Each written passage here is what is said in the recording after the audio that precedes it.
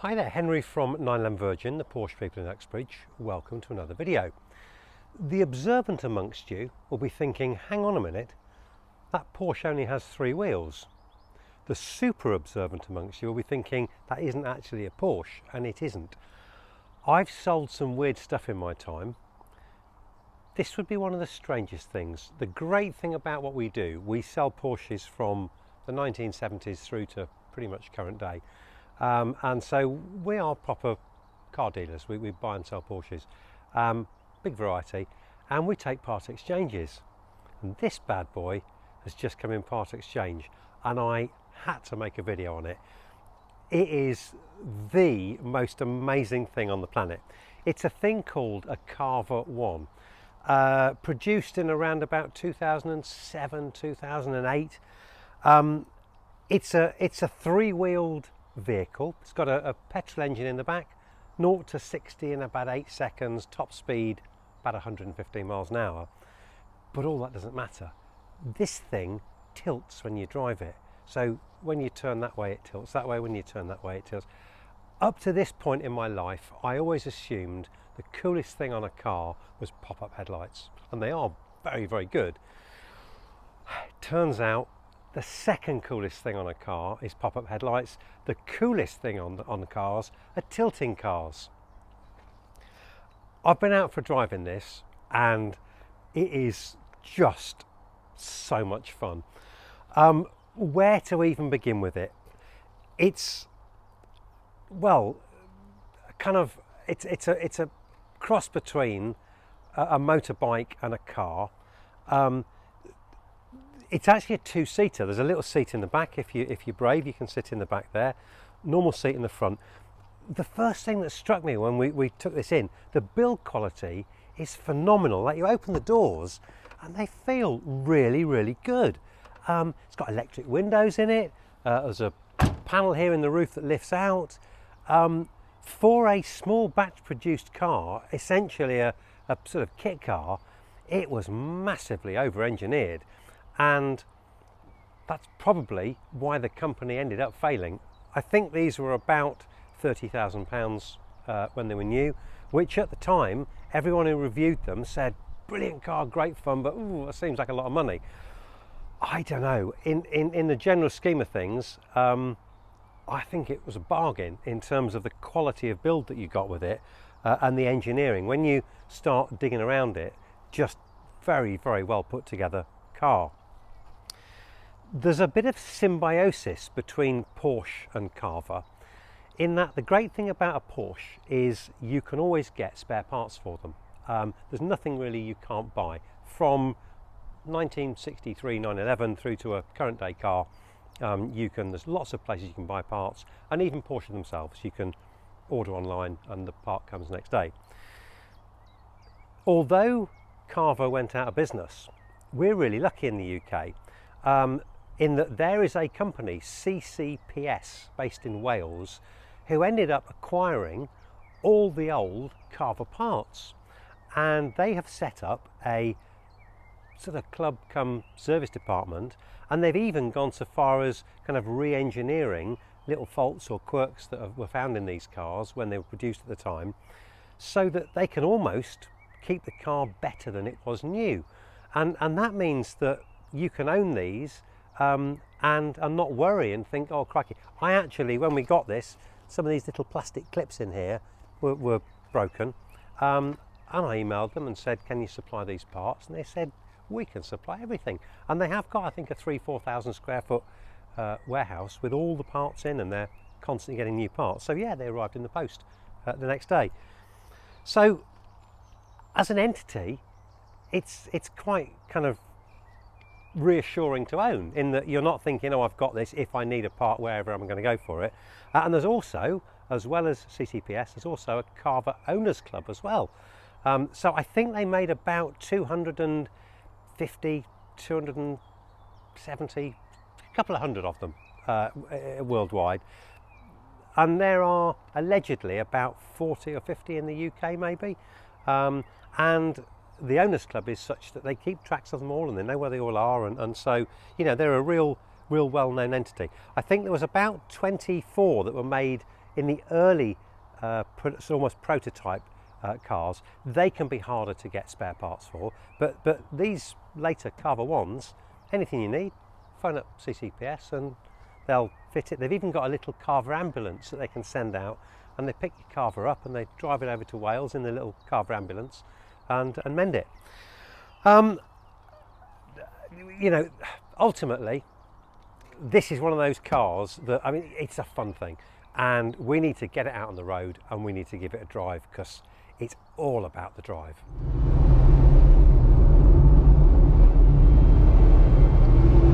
Well, firstly, I hope that the video, the audio on this video is not too bad.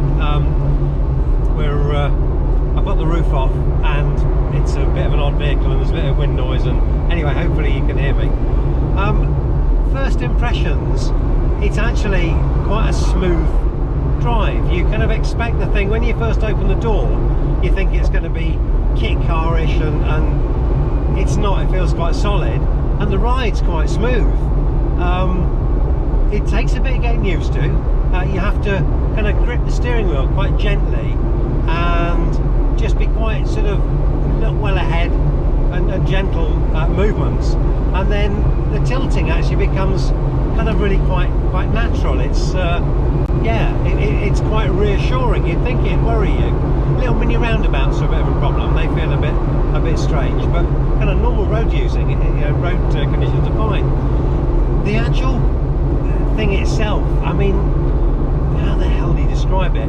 It's kind of part motorbike, part car, part jet fighter, part fairground ride. It's almost like being in a fairground ride. So much so, I've got to keep reminding myself I'm actually on a real road and not like in a video game, and so if I hit something, it's a bit of a problem. So you do just have to remind yourself that, because it is so much fun. You get sort of taken out of the environment, you forget you're on the road almost.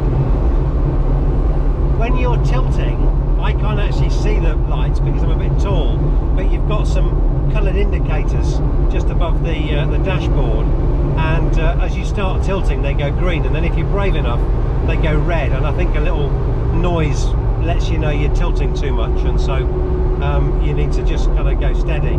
I'm not that brave, I'm still very much in green mode. And you've also got a little button just down here which allows you to select kind of how much the thing will tilt. It almost sort of calms it down a little bit, or it goes to full mode. We're in full mode at the moment because, you know, go hard or go home.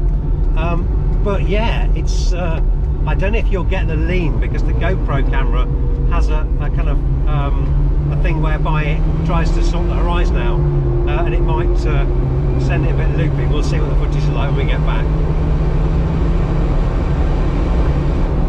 Speed wise, it will do, I believe, 115 miles an hour.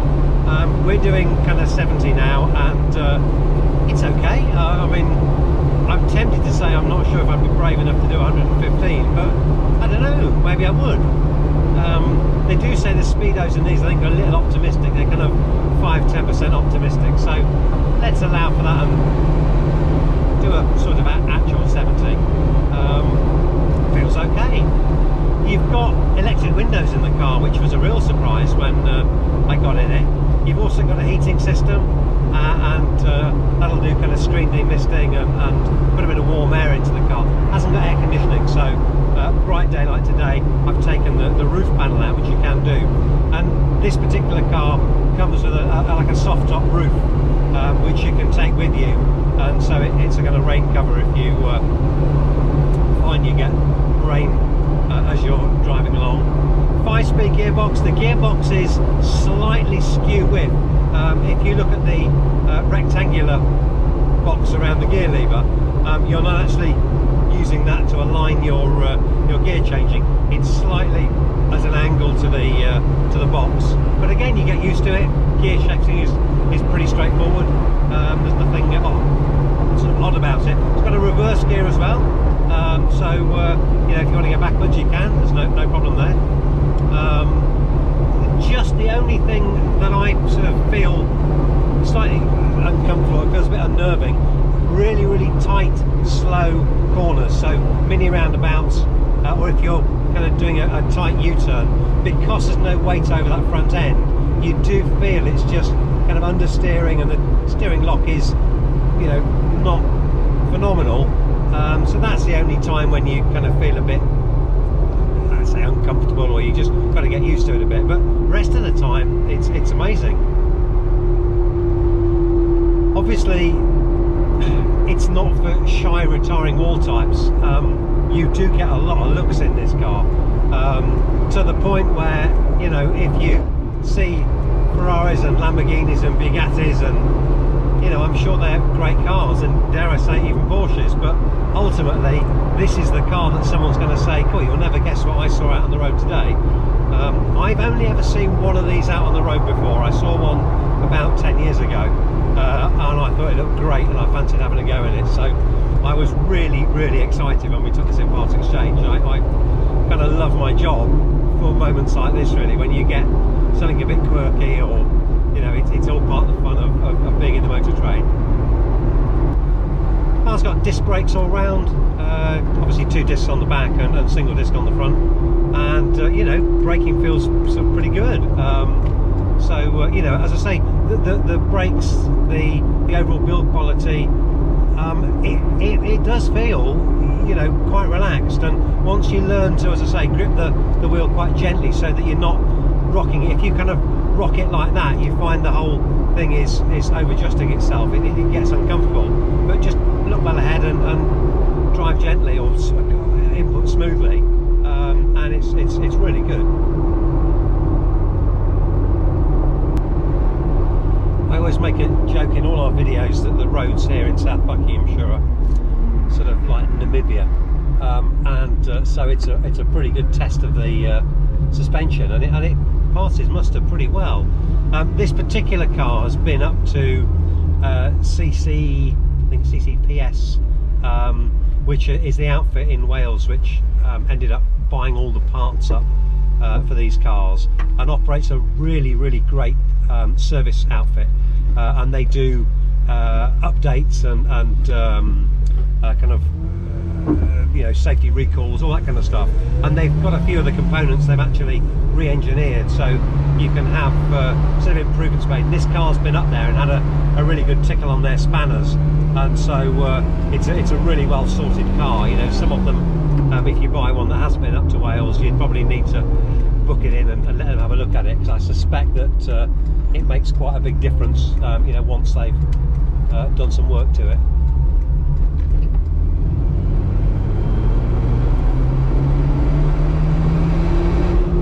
It's good. It's just brilliant.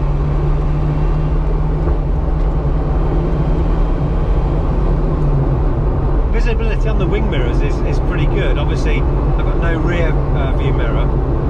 Good vis out the front, side, so your front vision is nice. And as I say, those wing mirrors are kind of well positioned, and yeah, you get a good feeling for what's around you. So you know, quite easy to live with.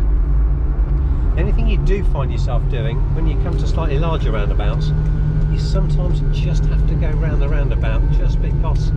Oh, that's interesting. Guy in a Mercedes tried to kill me. Yeah, you just got to go around the roundabouts a couple of times sometimes, because it's just great fun to just enjoy that tilt.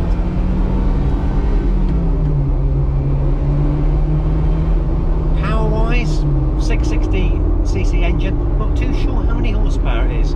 I would guess, and it is only a guess, maybe 80 horsepower, 90 horsepower. I think it's turbocharged, but it's very light. I think the whole thing's under 700 kilos, so you know, it feels nimble. It's not, you know, tyre burning quick, but you wouldn't want it to be. You know, it's certainly not slow.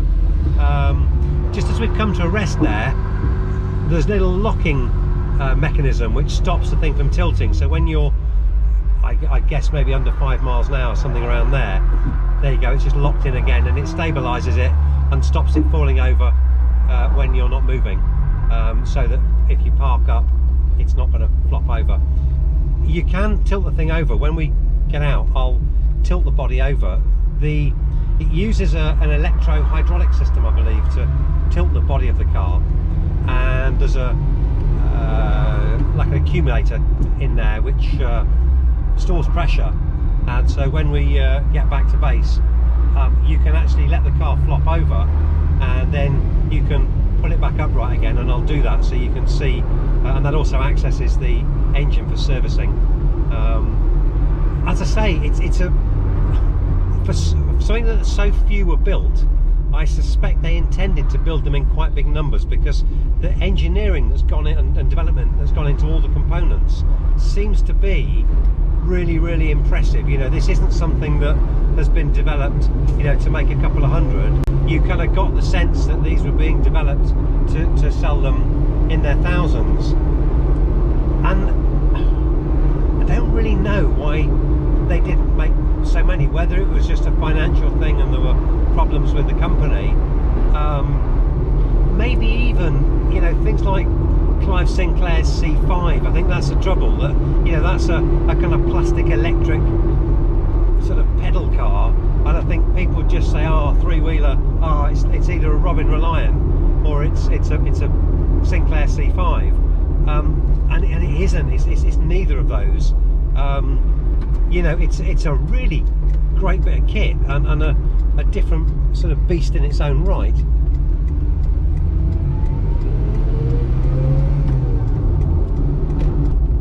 So, having taken this in part exchange, it's actually sold, and I've got to be honest, it's you know, every now and again we get a car in and I sort of think, oh, you know, I don't know whether I want to sell that or not, and this was one of those cars. You know, it's such a great fun bit of kit. You know, there is a little bit of me that thinks, God, I wish I'd have kept it, because it's such a great fun car. But yeah, I love it. It's a brilliant bit of kit.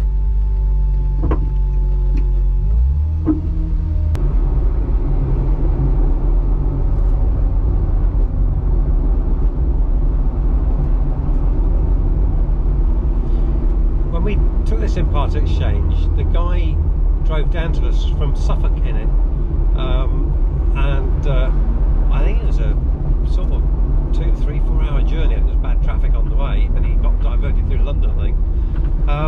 But you can actually do, you know, serious journeys in them. I think I read on the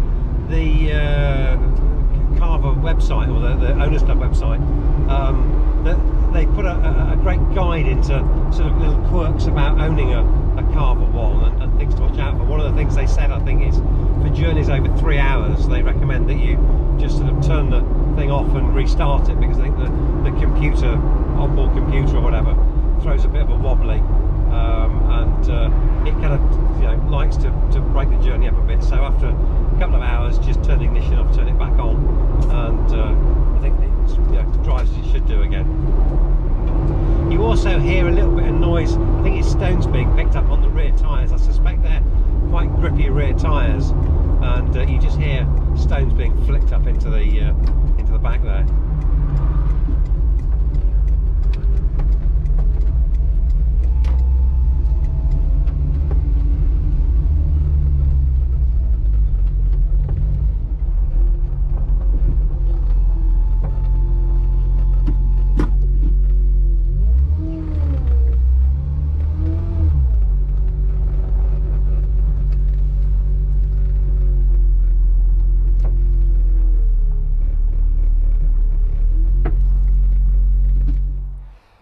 Well, we're back in one piece, and yeah, that was brilliant. It's such a fun thing to drive. It's worth saying that Matt, who's behind the camera, actually was brave enough to sit in the back of it, and we had a little turp in there, so hopefully he got his phone out, and we'll show a bit of footage from the sort of rear passenger position. But yeah, even with someone else in the back, I mean, 2 grown men, sounds a bit strange, sitting in a Carver. What could go wrong? We're both married men. But yeah, it's, you know, he fitted in the back of it, brave enough, although he was allegedly in the former life a fighter pilot, so he says, before he joined us. But I don't know. We haven't seen any evidence of it yet, and you know, I've seen all the Top Gun episodes and I never saw him featured. Anyway, the one thing I did say I would show you when I was out in the car was the tilting mechanism, because you can actually manually tilt this to get access to the engine bay. So I'll show you how that works. You need to climb underneath, and there's a little lever which you go anti-clockwise slowly, half a turn, and that's now in the tilt mode. And so with a bit of luck,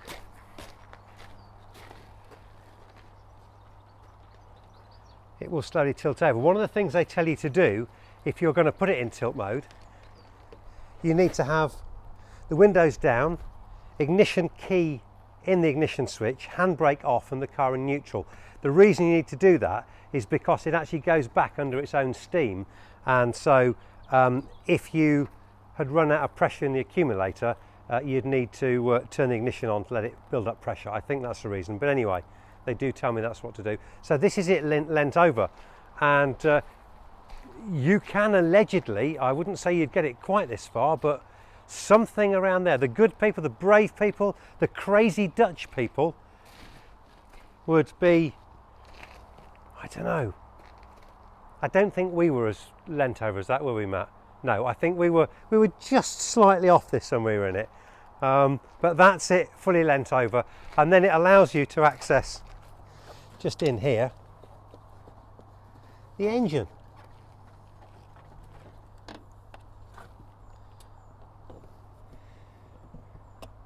And that is the engine.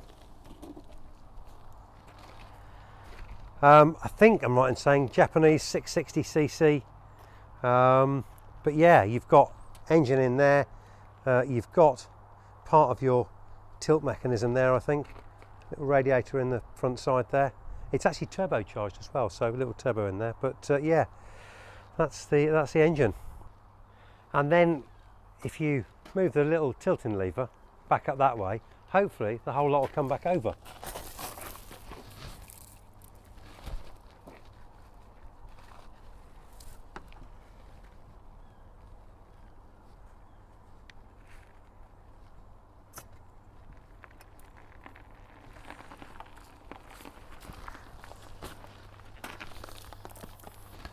Voila, that's amazing. So there you go. That's a very unusual video. I suspect we probably won't take another one in part exchange, but I've loved having this in. Couldn't resist making a video on it. So yeah, hope you enjoyed the video. As ever, if you want to subscribe, like, do whatever you do, you'll see when new videos come out. Obviously most of our content is Porsche related, not Carver related, but hey, cars are cars and driving is fun, and yeah, get out there, stay safe. But anyway, I'm Henry, we're 911 Virgin, the Porsche people in Uxbridge. Look after yourselves. Goodbye.